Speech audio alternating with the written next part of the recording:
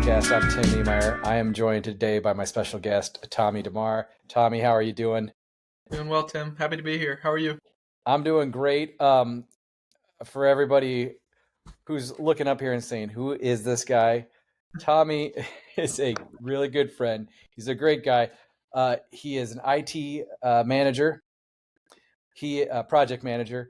And I know him through Lincoln Land Bitcoin. But before that, just friends of friends got us together. And Tommy and I, we were trying to figure out how long we've known each other before this conversation, and it's been, I'm going to go ahead and say 4 to 5 years is what we're gonna nail it down. And it all started at a common friend's daughter's birthday, where we started. I was wearing my Bitcoin shirt, wasn't I? Yes. And Yes. we started the conversation. I think we were talking about like security methods, like how do you secure, and you're talking about how you got stuff on Robinhood. And I don't think I shot you an evil look, but I was thinking, I was like, this guy's got a Robinhood, I'm going to come after him. No. But we have grown together so much in the last 4 or 5 years because as viewers might know, I used to have my bout of shitcoining back in the day. You know, I did a lot of things outside of Bitcoin, and I've learned my lessons, as many have, and hopefully most people have. Hopefully you're past that.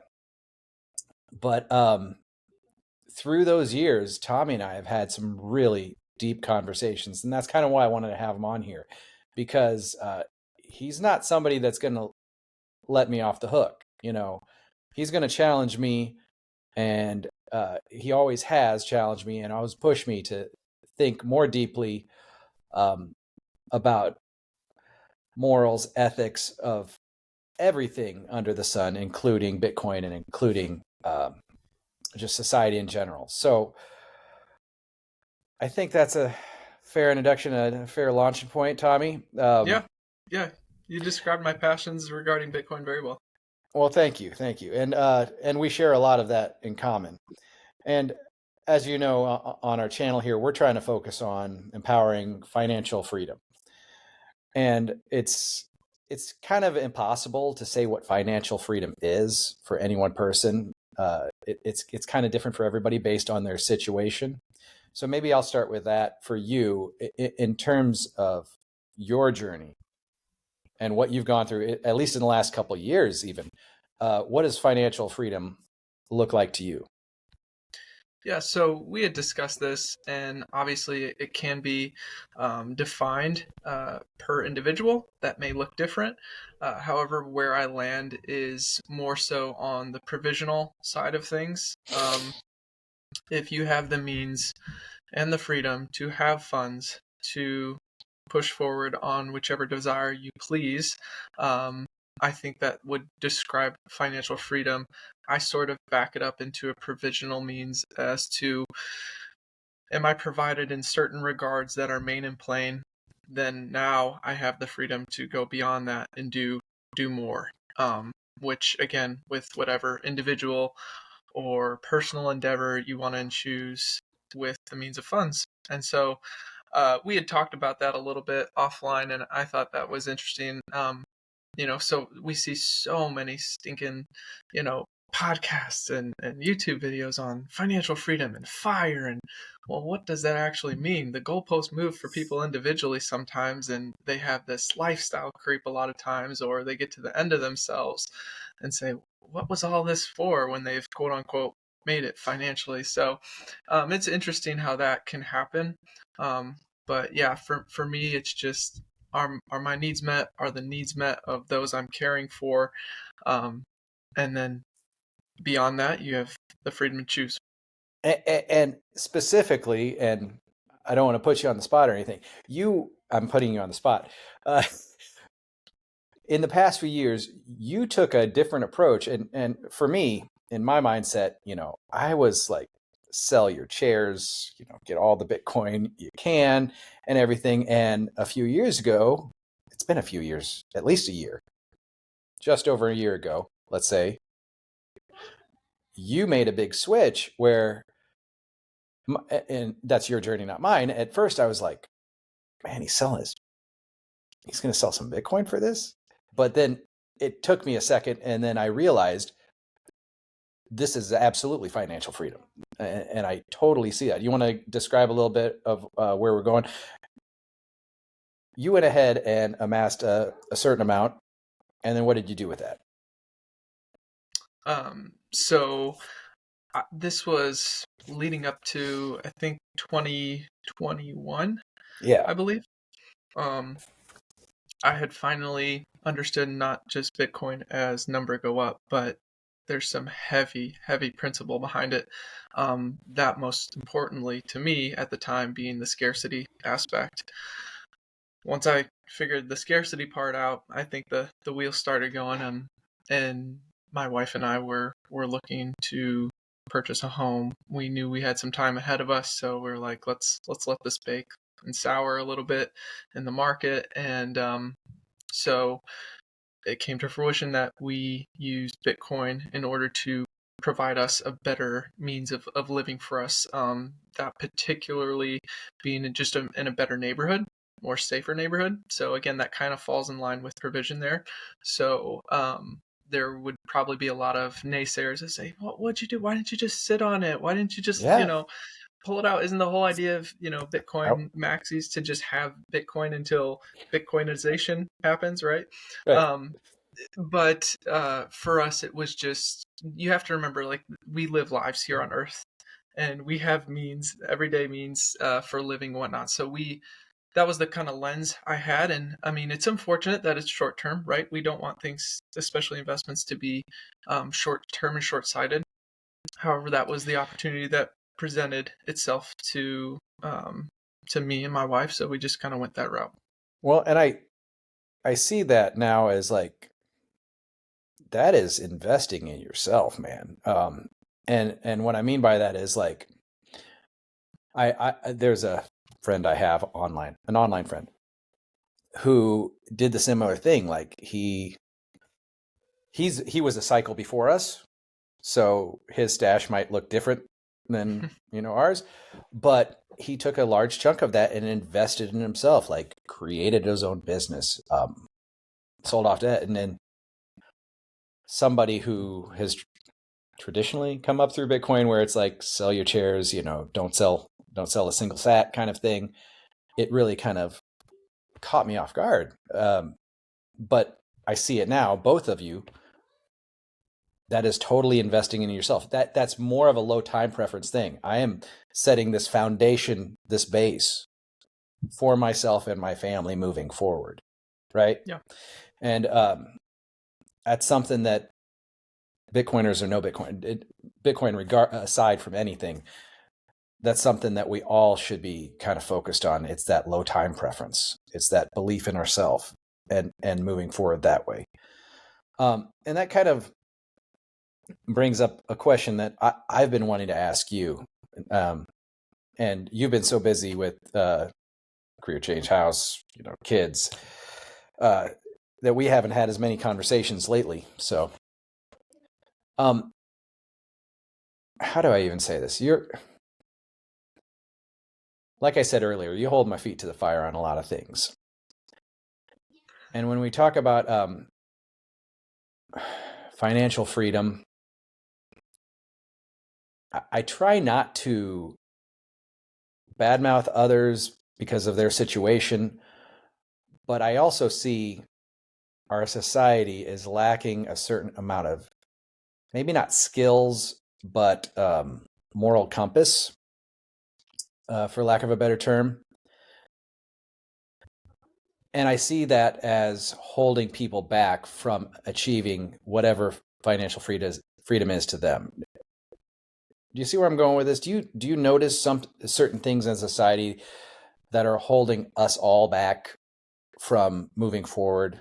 Obviously, we could say the money, fix the money, fix the world. That's an obvious. That's a given. That's low hanging fruit. But I kind of want to dig more deeply Yeah. into. Go ahead. Sure. Yeah. So I see a couple things.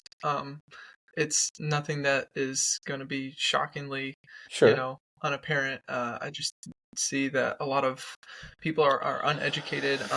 The masses are not viewing money correctly, and you know, we don't grow up with the expectation that we are taught what money is correctly. We don't necessarily taught we're not taught how to steward money in a really wise way.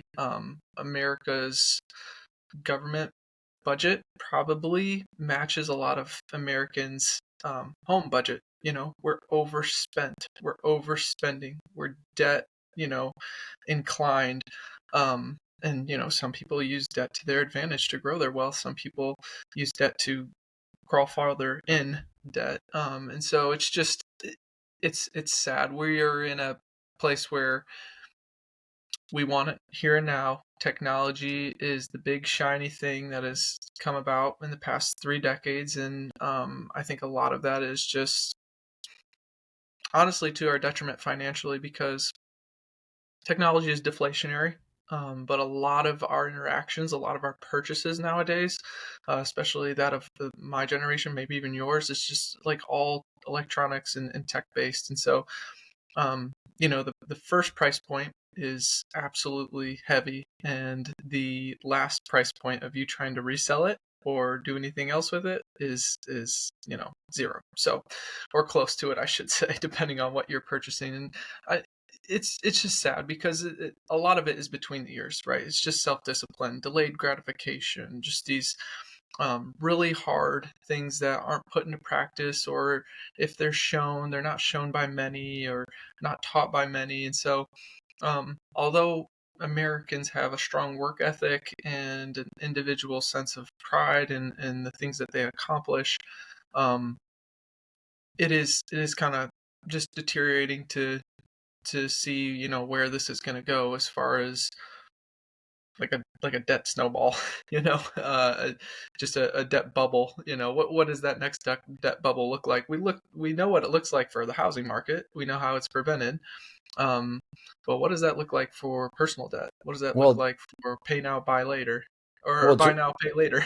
Jerome Powell just said just today, or the other day, how he said it on air that this kind of spending is not sustainable.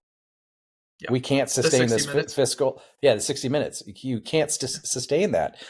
And to have one of our top leaders even like acknowledging, saying the quiet part out loud, in a way, uh, I, I I don't see how his hands are tied, obviously, Hmm.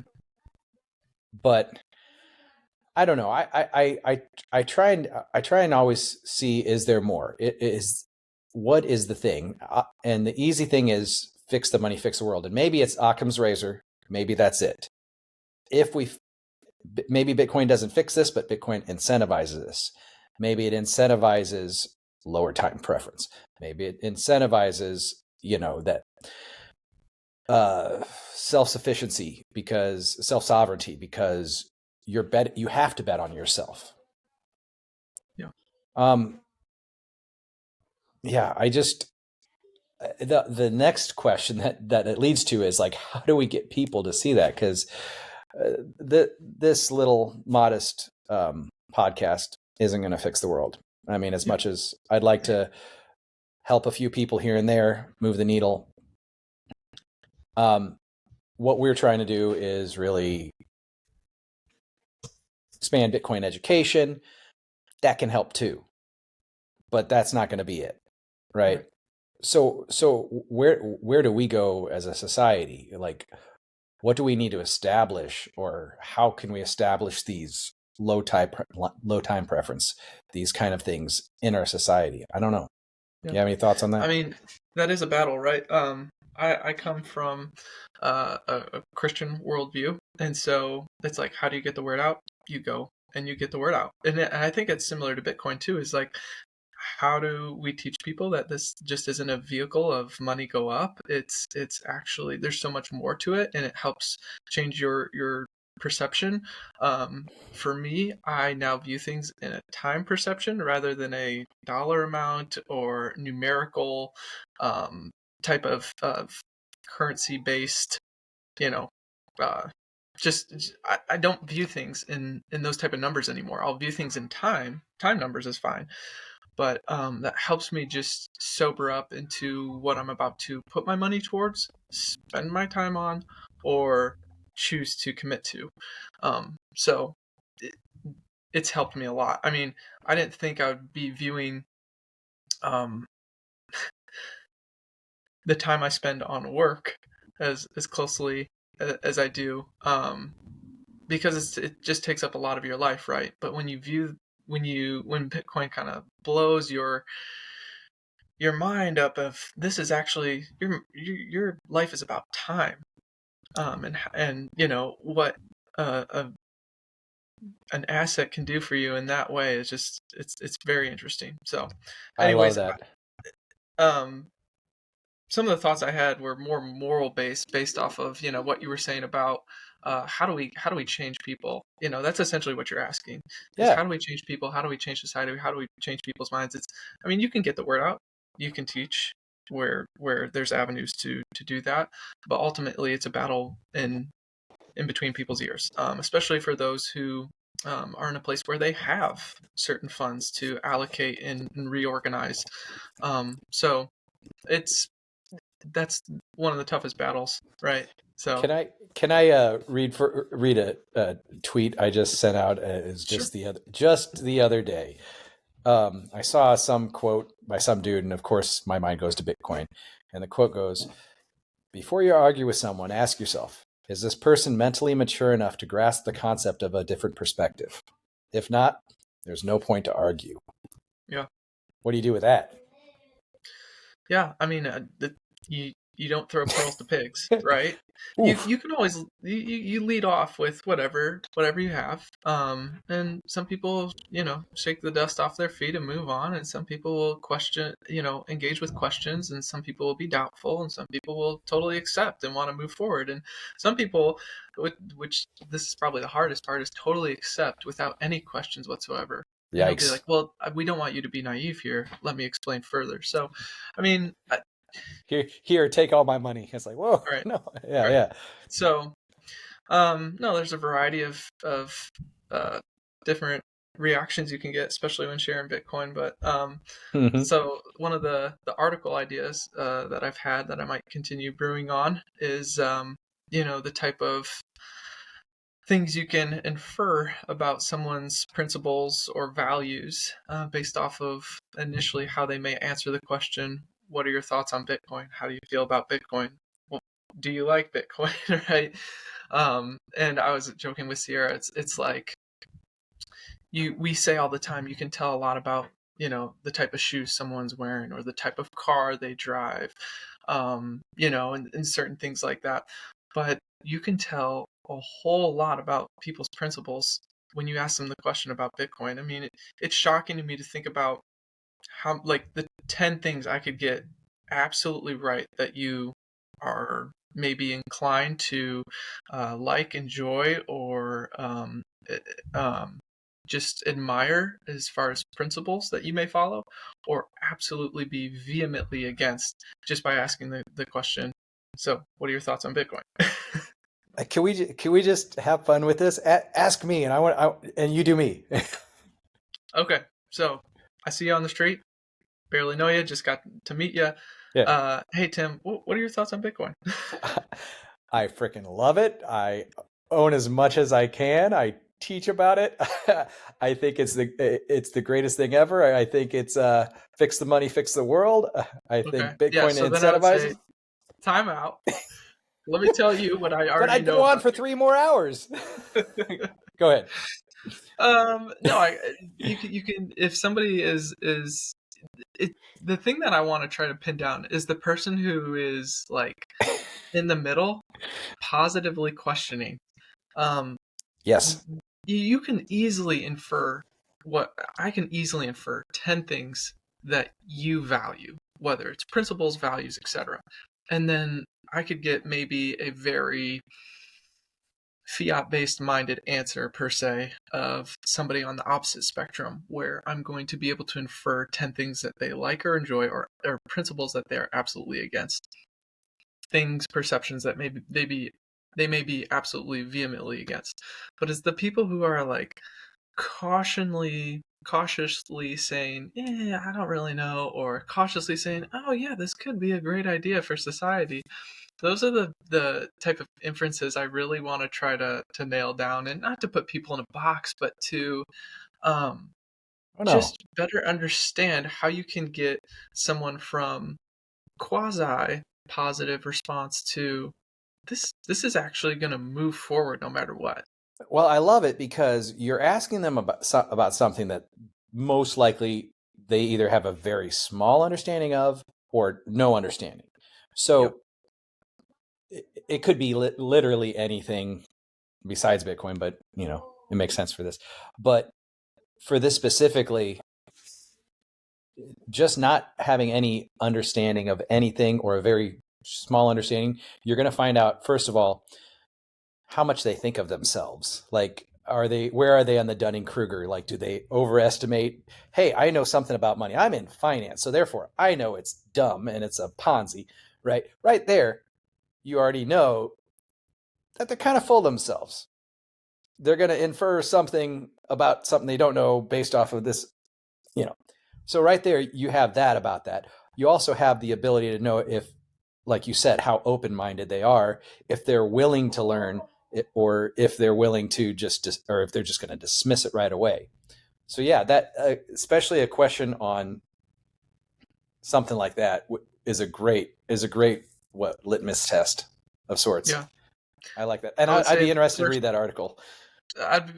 so I'm wondering if in the first 10 seconds you can infer if somebody is going to view information as a powerful means to understanding today and tomorrow and yesterday. Mm, Granted that the information that's being given to them is new, specifically about Bitcoin, obviously. So yeah. it that's the part that interests me. So, anyways, I might delve into that type of writing. It would really yeah, it'd spark a lot of pieces of imagination for me. And honestly, I'd love to try it with some of my friends and family and whatnot. You're gonna have to take some notes on the side. Yeah, Like hold on not. one second. Yeah, yeah. So, you're speaking of the. I love that. I love it. So, being a guest of the Lincoln Land Bitcoin meetup, which you're going to be attending tonight, right? Yeah. Uh, I'm. My thing is that the whole you can't lead a horse to water, or you can lead a horse to water, but you can't make it drink kind of concept. Yep. I find myself still hard where post ETF approval, it's still difficult to even lead the horse to water. You know what I'm Yeah. saying? What is it going to take? The making it drink is one thing. Obviously, like you said, you give your spiel, you put it out there, and then from there they got to make the choice. But you got to say what's in your heart, right? Yeah. But what about that other part, that leading the horse to water? Like I'm still not seeing a lot of that coming around. And maybe it's we're in Springfield and there's not that much here, but I, it's interesting because ultimately Bitcoin was born out of an idea, right? Imagine sharing an opposing idea or an unknown idea to someone who's never heard of it before. You can imagine it being a political idea. You can imagine it being just a new informative idea about maybe technology, or maybe just a historical idea that lends itself to a value or a principle that we've seen in history. And I'm sure you've had a lot of conversations like this with others, but just put Bitcoin down for a second and look at those conversations that you've had with other people, and you know that they're on the opposing side or they're not necessarily on board with it, and the type of principle or value or idea that you're speaking of actually attributes a lot of benefit to particular tangible things in society. And yet, after you've given the most well done presentation or explanation of this sort of concept, the person still walks away just the same. Um, I, so to ask, what is it going to change? I think it is, yes, you can give a solid attempt to explain and organize someone's thoughts and help them understand exactly what it does and what it's meant to do and what it solves and the goals of it, how it works, the system behind it. But at the end of the day, the beauty that we have in this country is that we have the freedom to choose. Mm. And it's the freedom also to choose what is in between our ears.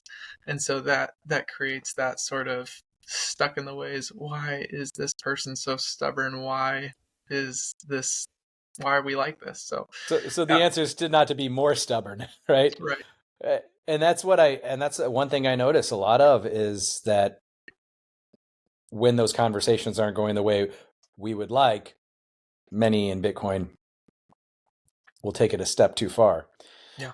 and they'll keep pushing. And I gotta wonder, even in my own life, and I don't think I consider myself a maxi in certain aspects, but I kind of lean more on the Michael Saylor version of like be cheerful and productive. You know, like at some point you're doing a disservice to Bitcoin because that's that person's only experience with Bitcoin is that conversation with you, and you're being a prick. That's what they think of Bitcoin Yep. in a very simplified way. So I got to think to myself, how many conversations have I had where I've pushed people in that direction? I hope it's a few. That's another great point.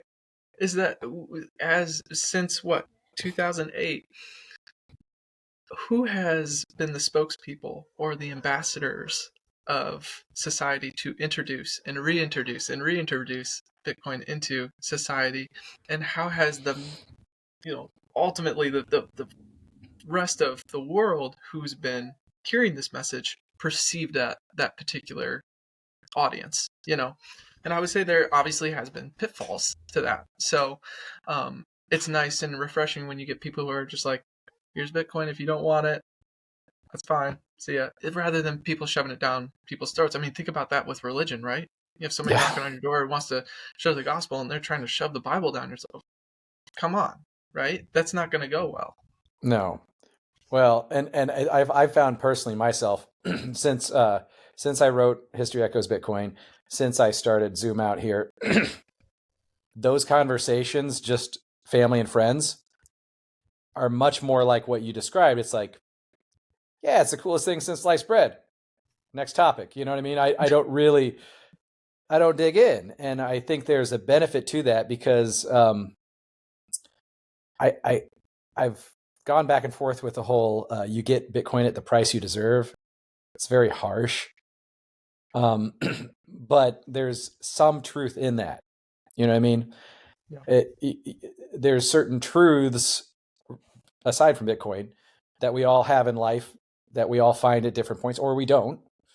Uh, and maybe the time that I was bringing Bitcoin to that person wasn't the time that they were ready for it. You know? Oh, yeah. And I mean, that's the beauty of it, right? You can have somebody who's completely turned off by it.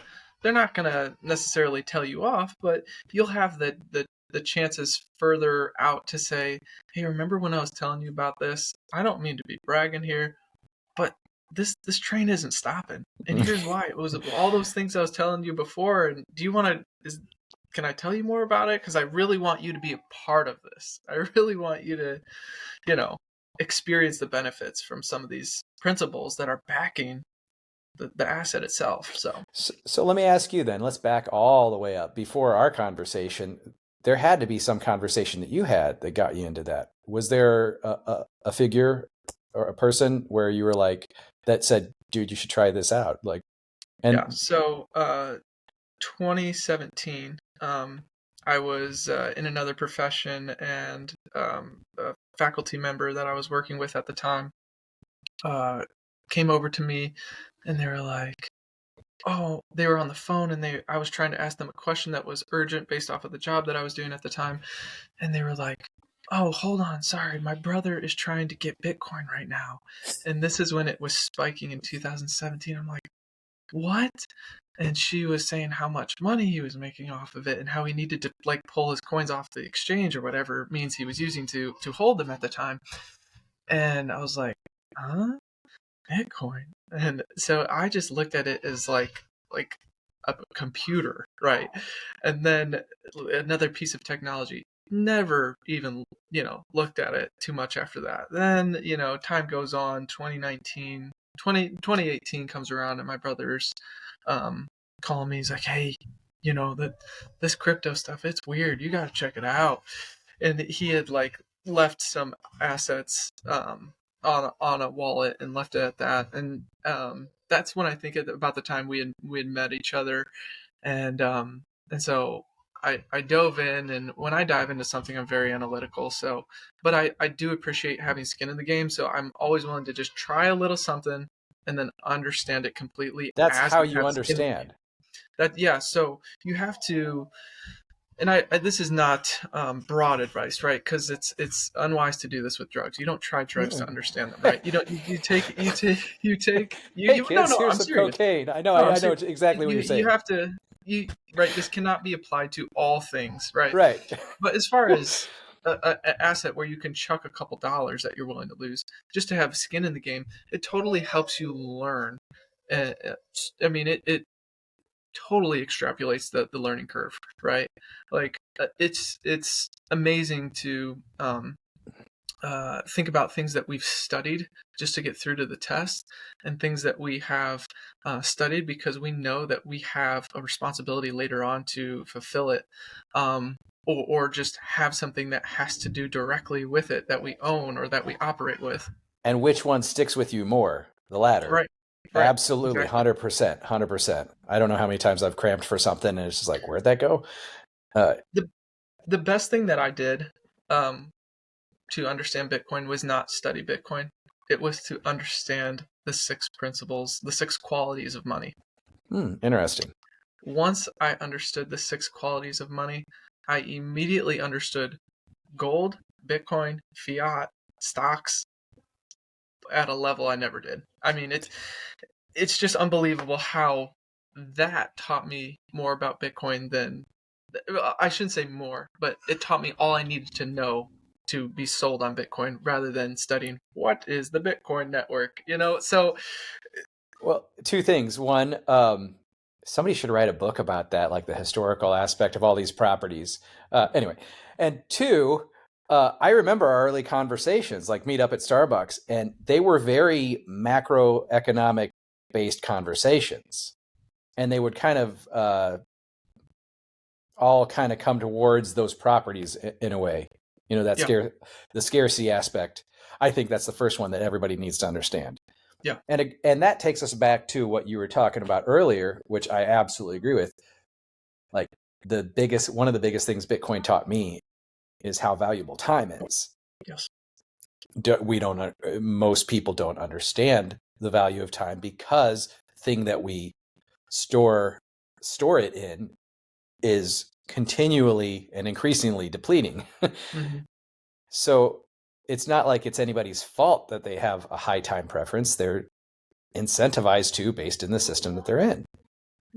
that's right. We talk about that infinity symbol, right? Of that being the fiat currency, and there's only 21 million, either above or below that. Which team do you want to pick? Yeah, absolutely. Oh, So Tommy, this has been a blast, man. I would say, where would you like us to hand off to? But I'm going to go ahead and say this man is not on any social media. So, LinkedIn is it. there it Um, is. that's all I operate on. So that is the only handle you will find me on. And that's the only one I'm not on. Right. that's So that's I can great. be, yeah. I like it. I really, it doesn't mean I'm not on social media. When I find particular things that interest me, I'll grab those. But yeah, I'm not like vehemently against it. I just enjoy life without the active accounts. I can respect that. You're using your time wisely there. Well, if you want to talk to Tommy, you can always come by Lincoln Land Bitcoin tonight. Um, and find him on LinkedIn. Tommy, it's been a pleasure as always. Thank you for coming on Zoom Out. Yep, we'll have to dig deeper next time. Yes, Thanks, sir. Tim. Take care.